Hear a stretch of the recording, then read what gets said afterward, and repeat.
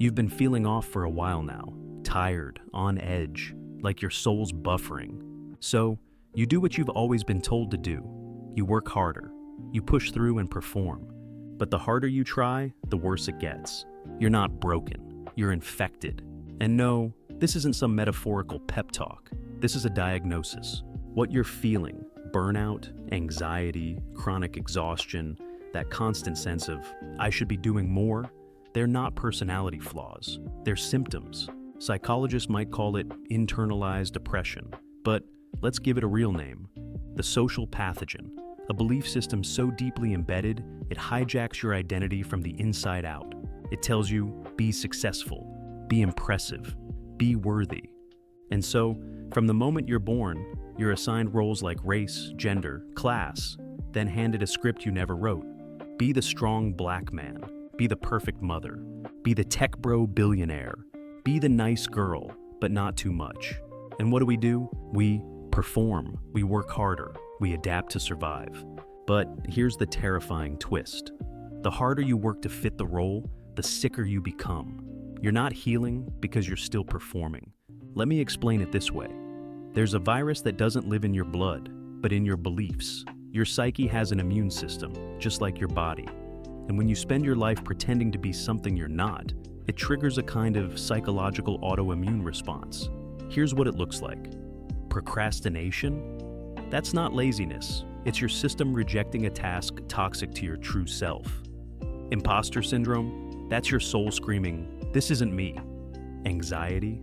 That's chronic inflammation from a constant internal war. Burnout? That's your defenses collapsing, your immune system attacking everything because it can't tell what's real anymore. You've been overriding your body's wisdom for years, and now it's begging you to stop. Dr. Gabor Maté, one of the world's leading voices on the connection between trauma and illness, calls this the cost of hidden stress. In his book, When the Body Says No, he shows how the suppression of your authentic self doesn't just make you miserable, it makes you sick. And the most dangerous treatment? Working harder. It's like suppressing your immune response just to get back to the office. You're telling your soul, stand down, let the virus win. So here's the question I want you to sit with, and answer in the comments if you're brave. Where in your life do you feel like you're performing? Even when no one's watching? Where does the mask feel tightest? Because that's where your healing starts. The body doesn't lie. It remembers every time you said yes when you meant no. It records every role you played just to be accepted. And eventually, it says, enough. So here's the truth. Working harder is not the cure. It's the disease management plan for a system you were never meant to survive in. And the most radical counterintuitive act you can take is to let go. Not give up, not become passive, but let go of the performance, the grip, the illusion that if you just do more, you'll finally feel like enough. Take a moment in history. In the Victorian era, thousands of women were diagnosed with hysteria, the cure told and made to be more ladylike. But maybe it wasn't madness. Maybe it was a full-body rejection of a life so scripted, so suffocating, it triggered a collective autoimmune revolt. We call it mental illness. But what if it was just authenticity trying to survive? You were handed a map at birth. One route, one goal, one definition of success. Letting go means burning that map. Not because you're lost, but because your soul was never meant to follow someone else's coordinates.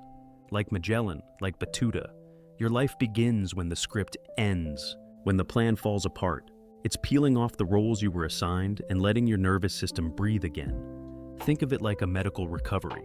Step 1, quarantine. Isolate from sources of infection, unfollow the feeds, distance from roles that demand performance over presence. Step 2, listen to the fever. Your exhaustion, your tears, your anger, they're not problems, they're immune signals. What are they telling you to stop? Step 3, rebuild the immune system, small, authentic acts. A weird hobby you loved as a kid, a walk without headphones, a conversation where you don't try to impress, just exist. These are the nutrients of the real you.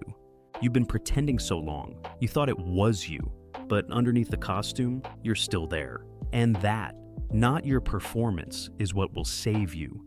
And if you like this dive into human psychology through history, please consider liking and subscribing for more videos like this. Thanks for watching Historic Psychology, and I'll see you on the next one.